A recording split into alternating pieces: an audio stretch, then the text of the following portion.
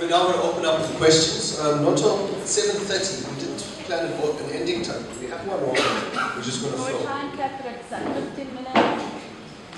8 o'clock, I'm not sure. What did you say? Do we want to open this up to the house? How long do you guys want to take for questions? Or we should just go until we start? No. Stop at 8. Okay, so we've got a good half an hour for questions. I would like to do this, if the panel agrees, we take maybe 3 questions and then people can respond. Does that work? Please introduce yourself very briefly before you ask the question. Do we have some hands? James?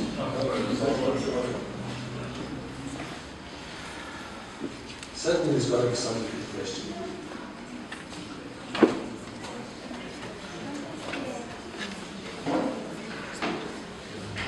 Shamina, please stay.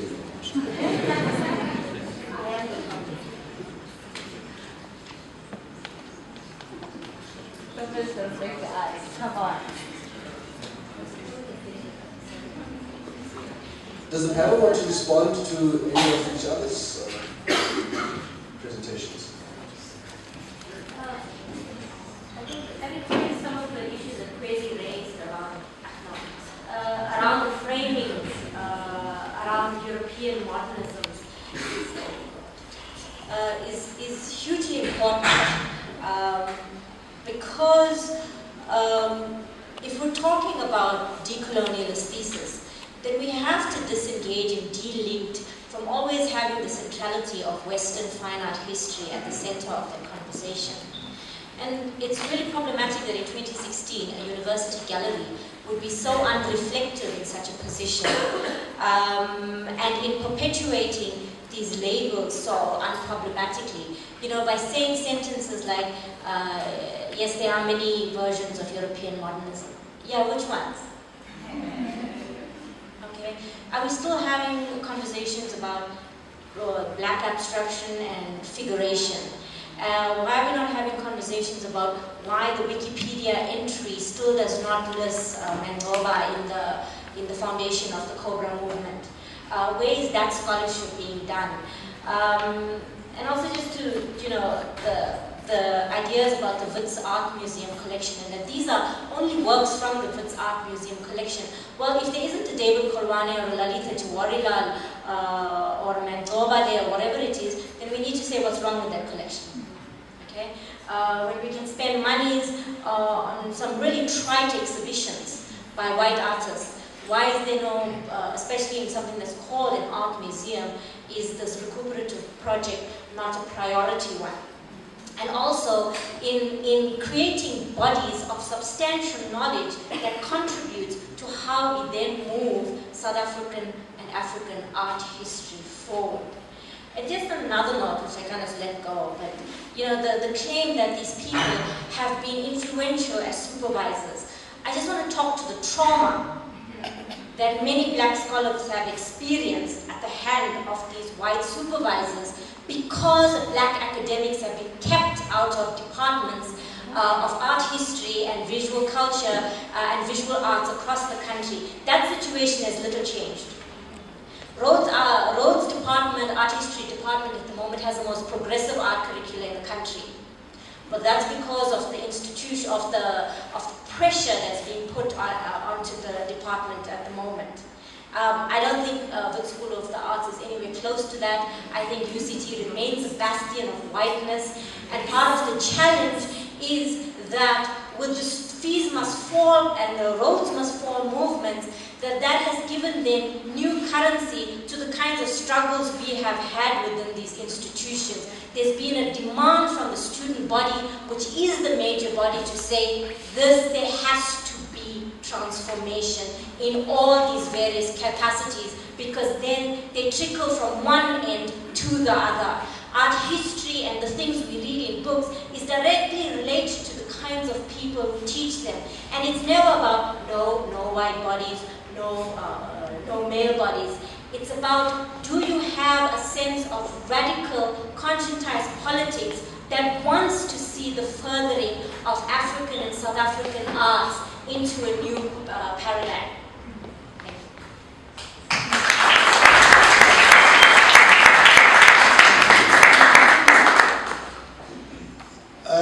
also wanted to just make a point about one of the artworks that is included in the okay, there's two things actually. One is, one of the artworks there is by an artist called Ben Arnold. When you look at the label, it says undated or date unknown. Ben Arnold is alive. You can go to him, you can ask him what is the date of the artwork. Actually, maybe 3 points. The other one is that Johannesburg Art Gallery is just down the road, literally. And it has got a decent size of a collection of modern, like modern art. The loan would be a simple matter. Right. A third thing is just talking again about the systematic exclusion. 2005, I was asked to be co-curator in an exhibition that was supposed to involve the Wits Galleries, Museum Africa, and the Johannesburg Art Gallery. Representing Wits Museums was Julia Charlton and Anita Middleton. And I was, of course, representing the Johannesburg Art Gallery, and then Diana Ward was supposed to represent Museum Africa. In one of the meetings that we had, I expressed my discomfort with the fact that I was the only black curator curating what was supposedly an exhibition of traditional African art. And I asked, well, why don't you bring more? And the same excuse that when we don't have money and all of this stuff came up. So I said, but Amos Letwalo is one of your staff members, why don't you bring him into the exhibition? The same Amos Letwalo, who's now the director of the Polokwane Art Museum. And they said, Amos is incompetent, he doesn't know what he's doing, etc., etc. And actually I said, Anitra said, if you want to bring Amos into the exhibition, then I will participate. So I'm just giving you another example of kind of systematic exclusion that has been going on for years. And I can go on and on and on. Okay, now back to the artwork. There's an artwork which is called God's Food with Eggs, which is by an artist called Jackson Shumani. If you read Karen Nell's and Anitra's essays in this catalogue, you'll see that them referring to Jackson Shumani as a Shangaan artist. And I've constantly argued that, as I did in the presentation I just made, that these are modern artists. And it is interesting now to see the Jackson Shumani being put there. And it is this kind of ethnographic approach that, it's this shift now from this ethnographic approach to this claim for modernisms. And I say it's a claim because there is nothing tangible that you can say, what is it exactly that has shifted now? Why is Jackson Shumani's foot now in this modernist exhibition, whereas clearly here they state that it is belongs to a tradition of Shangaan sculpture?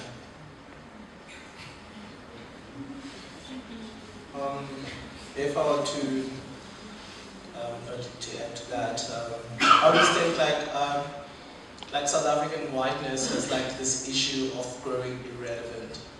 Like right now, like post Feast Must Fall stage, it's cool to talk about black modernisms. Whereas in the previous era, in that sort of ethnographic, orientated era, it was cool to talk about a Shangaan artist or a Zulu artist. So it's like trying to keep itself alive and moving with the times and being seemingly in step with what is going on here and outside in that university, across the street and elsewhere. And I think it just doesn't want to die. That's why it holds on to these positions of power. That's why it wants to hold on to these narratives, which is why it always wants to make itself, like what I was saying, to be the actual rationality. It wants to connect itself to European kind of like that old European like modernity. It is still in its civilizing project, and we in 2016. That's all. Okay, we've got one question.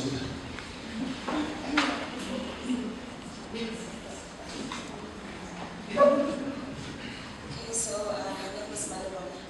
I'm a finance student at the Wits School of Arts. I have a question in reference to what Charlene called mini-me's that step into the institution and then get to handle the next generation of students that come in and get to engage with the syllabus, get to engage with what happens as artists.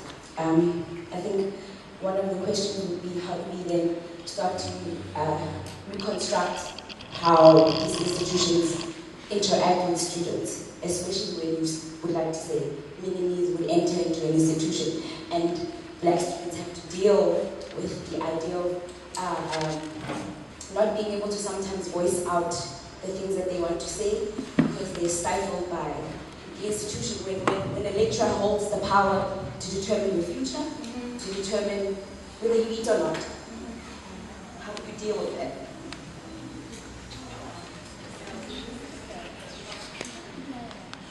Can we take 2 more questions? Well, you're going to have to come up to the center there.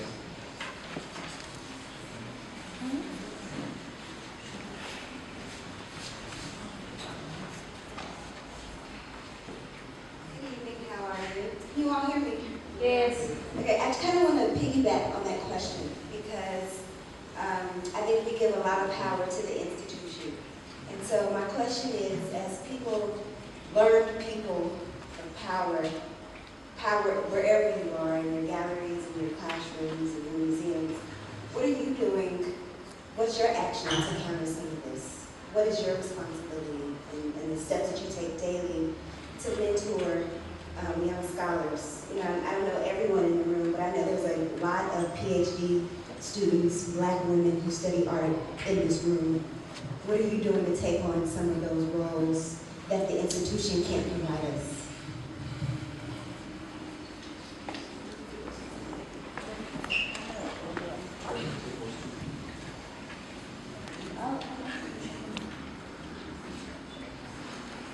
So I'll answer the first question. Yes, who was the student again? Malibon. Yes. Malibon, I think it's about, I know it's difficult because I mean I had this also in my PhD journeys that I had to put certain things aside because I knew that if I voiced certain things, there's no way that I would have finished. No way. And also that I wouldn't have received the kind of funding that I did. Yeah? And all those things are put in place, you know, to sort of distract you. And that's why I ended off my response with that. The scholarship project is a holistic one. Mind, body, and soul. And I took it from that point of view, and that's how I finished my PhD. The second question of what are we doing in our daily sort of, you know, practices and what. I started a gallery to solve that problem. That's what I did. And then I'm going to run a mentorship program, all kinds of, you know, programs that are going to look at addressing this thing of you know, mentoring young artists. That's what I did, and it's tangible and it's there and it's going to stay.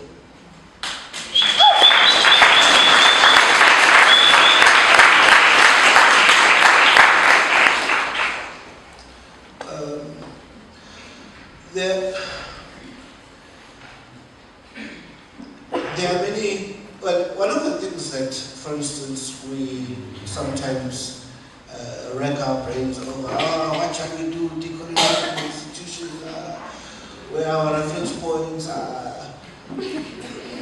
But then, so there are many examples. And many of them are from within our own context, in our own recent history. You don't have to go to 500 years. You know, the many collectives that emerged in the 70s and 80s. The places like Fuba and Funda. When you look at the inception, and in fact, this is an interesting anecdote I might also just relate to you. The person who, one of the co-founders of Funda, Professor Askiam Pohlele, also founded an institution in Nigeria in what later became Biafra, with a German artist called Uli Bayer. And these were institutions, so there's a kind of a tradition already that exists of various pedagogies, which is what I was talking about in my presentation. That in addition to being artists, that quite a lot of the people who are in the exhibition were art teachers, and places like Funda, for instance, well, they hardly get mentioned these days, but quite a number of artists, and who then later came to Wits University, started out in Funda. So there are many different ways of passing. Of course, you know, there is a certain prestige and certain bodies of knowledge which are attached to places like Wits University and so forth. And one does need to, of course, question how certain bodies of knowledge become privileged over others. But I mean, the history of South Africa is replete with various institutions in which the alternative pedagogies emerge. What am I doing? Well, I can speak as an individual and as a person who's part of an institution, but I prefer not to speak about the institution because then it would seem that I speak for the whole institution of the city of Johannesburg, which I can't. But part of the reason why Nontobeko, Same, Tiffany, and don't do it. Formed Black Markets because we wanted, first of all, to assist each other with our own reading and writing. And then secondly, also to, and which is why we made the symposium in Dr. Sisulu University last year, is that we wanted Black scholars in particular to have a platform where we can actually discuss what we were working on as individuals in our various institutions. And from that, hopefully then to start building an archive or a body of work which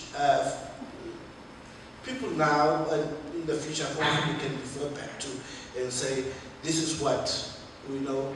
Because part of what was frustrating for me as a student is there was no, you know, if you wanted, in fact, all of what I was taught in all my years as a student, there was never a point at which I encountered the writings of another Black person. So by doing what we're doing is just to make sure that for those who come after that they have access to that, to something other than what, you know, this kind of canon of Western art history has presented to them.